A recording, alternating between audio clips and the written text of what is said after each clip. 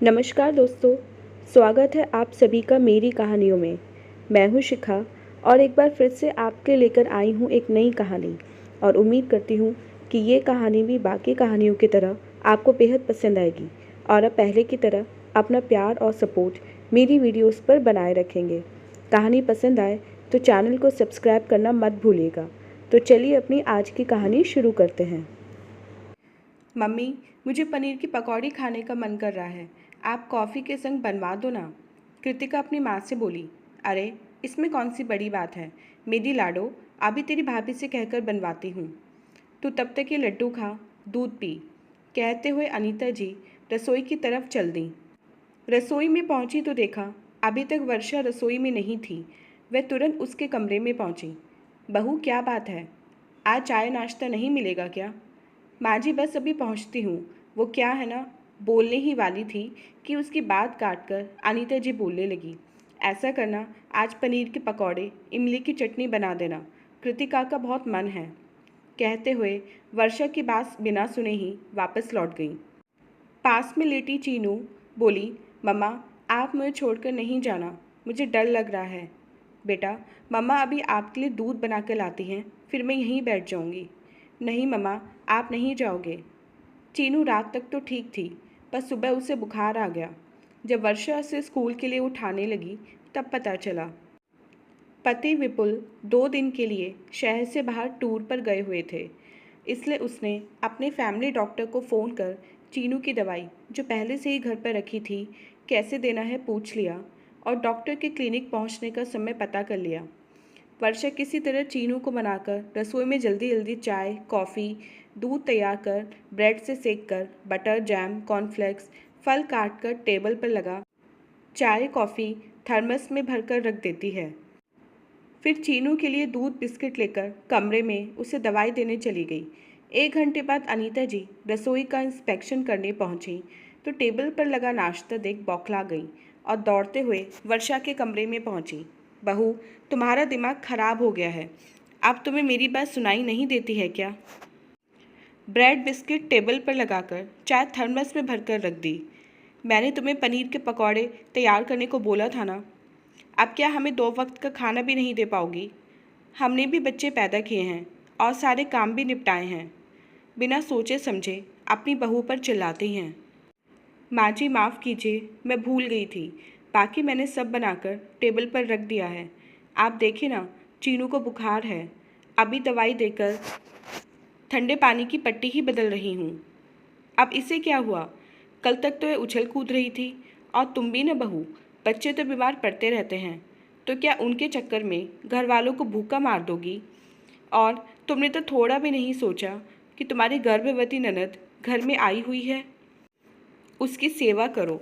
पर नहीं, तुम तो यहाँ बहाना बनाकर आराम से बैठी हो।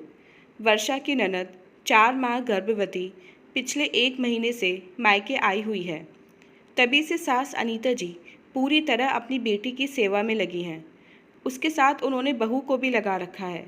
उसके लिए तरह तरह के हलवे, खीर, मेवे डालकर लड्डू, तो कभी तरह तरह के पकवानों की फरमाइश चलती रहती है, बिना ये सोचे समझे कि वर्षा की 4 साल की छोटी बच्ची है। उसकी देखभाल के साथ रसोई की जिम्मेदारी भी उसी की है। अब वो घर के सदस्यों के साथ ननद की देखभाल भी कर रही थी, जिस कारण उसकी जिम्मेदारी बहुत बढ़ गई थी। फिर भी सास के लिहाज के आगे वह चुपचाप सारे काम कर रही थी। मगर आज चीनू की तबीयत खराब होने पर उसे काफ़ी मानसिक तनाव हो रहा था। माँ जी, अभी जो मैंने बना दिया है, कृपा कर खा लीजिए। दोपहर को मैं कोशिश करती हूँ दीदी की पसंद का सब कुछ बना सकूँ। बिल्कुल नहीं, मेरी बेटी का जी मचल रहा है, तू अभी जाकर बना, हुक्म सुनाती है। और चीनू का क्या? अरे पड़ी रहने दे, छोटी बच्ची है, उसकी बात क्या मानना। हमने भी बच्चों के साथ पूरा परिवार संभाला है। ये लड़की तो वैसे भी नाटक करती रहती है, स्कूल न जाने के बहाने बना रही होगी। कोई बड़ी बात नहीं है, चल जल्दी कर, मेरी बेटी राह देखती होगी। अपनी दादी की बात सुन चीनू ने अपनी माँ का हाथ और जोर से पकड़ लिया। नहीं मम्मा, आप कहीं नहीं जाओगे, और जोर से रोने लगी।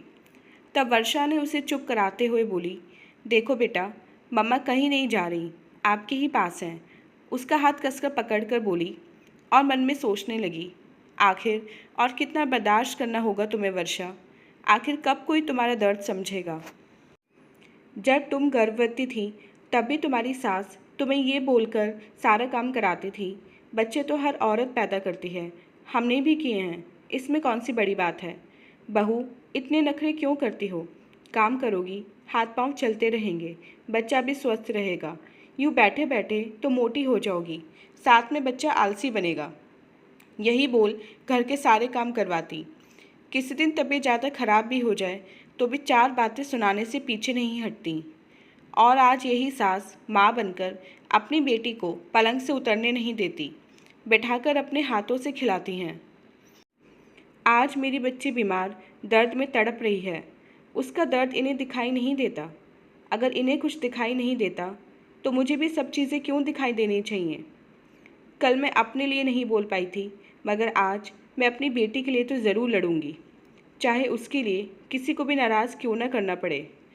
आखिर मेरी परेशानी भी तो परेशानी होती है। चलो उठो, अब कहाँ खो गई हो। सास अनीता जी की आवाज़ से उसकी तंद्रा टूटी। नहीं माँ जी, मैं यहाँ से नहीं हिलूंगी। थोड़ी देर बाद चीनू को डॉक्टर के पास भी लेकर जाऊंगी। बहू, तुम्हारा दिमाग खराब हो गया है, अब तो मुझसे ज़बान चलाओगी। माँ जी, मैं कभी अपने लिए पिछले 6 साल से नहीं बोली, मगर आज अपनी बेटी के लिए ज़रूर बोलूँगी। जब आपको अपनी बेटी की इतनी चिंता है तो मुझे नहीं होनी चाहिए। आपकी बेटी तो स्वस्थ भली चंगी है, मगर चीनू तो बुखार में तड़प रही है। आपका क्या है, आप फिर पलट जाएंगी। पहले जब मैं गर्भवती थी तब आप कहती थी महिला को काम करते रहना चाहिए, मगर अब आप अपनी गर्भवती बेटी को तो ज़मीन पर पैर भी नहीं रखने देती। कल को जब उसका बच्चा हो जाएगा तब आप कहेंगी बच्चों को हाथों में रखना चाहिए, गोद में पालना चाहिए। और मेरी बच्ची का क्या, अगर उसे कुछ हो गया तो आप जिम्मेदारी लेंगी कल को। मुझे मलाल हो कि मैंने अपनी बेटी का ध्यान क्यों नहीं रखा। इससे अच्छा है मैं आज आपसे साफ साफ अपने मन की बात बोल दूं। अनीता जी गुस्से में बहू बोलने ही वाली थी कि पीछे से मेहुल जी दामाद आकर बोले, मम्मी जी, ये सब आप क्या कर रही हैं।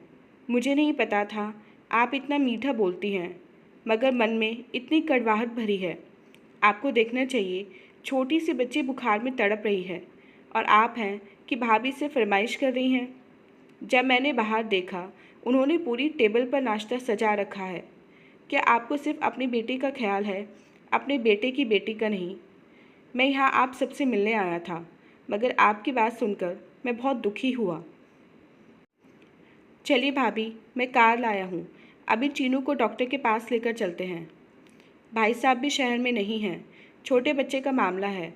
बाहर आप देख रही हैं कितनी बीमारियाँ फैल रही हैं, हमें ज़रा भी देर लापरवाही नहीं करनी चाहिए। बोल चीनू को अपनी गोद में उठा लिया। तभी शोर शराबा सुन कृतिका वहाँ पहुँची। तब मेहुल उससे बोले, कृतिका, मैं चीनू को डॉक्टर के पास से दिखा कर लाता हूँ, तुम अपना बैग पैक करो और मेरे साथ घर चलो। अरे दामाद जी, आप तो गुस्सा हो गए। आप कृतिका को सज़ा क्यों दे रहे हैं, आखिर उसकी क्या गलती है। ये सब मेरा किया धरा है, आप नाराज़ होकर उसे मत ले जाइए, मैं आगे से सबका ध्यान रखूँगी। मम्मी जी, मैं नाराज़ नहीं हूँ, बस सिचुएशन को समझ रहा हूँ। यहाँ भाभी अकेले 7-8 जनों का काम करती हैं और हमारे घर में हम 4 लोग ही हैं और काम वाली भी आती हैं। हम कृतिका का अच्छे से ख्याल रख लेंगे। अब कृतिका डिलीवरी के बाद ही यहाँ आएगी और आप चाहें तो कभी भी इससे मिलने रुकने आ सकती हैं, हमें कोई परेशानी नहीं है। पता नहीं अनीता जी को अपनी गलती का एहसास हुआ या नहीं, मगर अपने किए पर पछतावा जरूर रही थी, क्योंकि उन्हीं की वजह से उनकी बेटी ससुराल वापस जा रही थी। अगर वे थोड़ा धैर्य से काम लेती, थोड़ा अपनी बहू और पोती के बारे में भी सोच लेती, तो दामाद जी की नज़रों में इस तरह कभी न गिरती।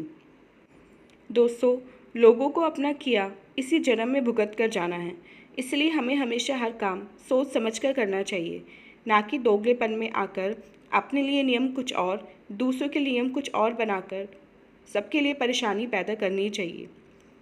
तो दोस्तों, ये थी हमारी आज की कहानी। उम्मीद करते हुए कहानी आपको पसंद आई होगी। मिलते हैं अपनी नेक्स्ट वीडियो में। तब तक के लिए आज्ञा दीजिए। धन्यवाद।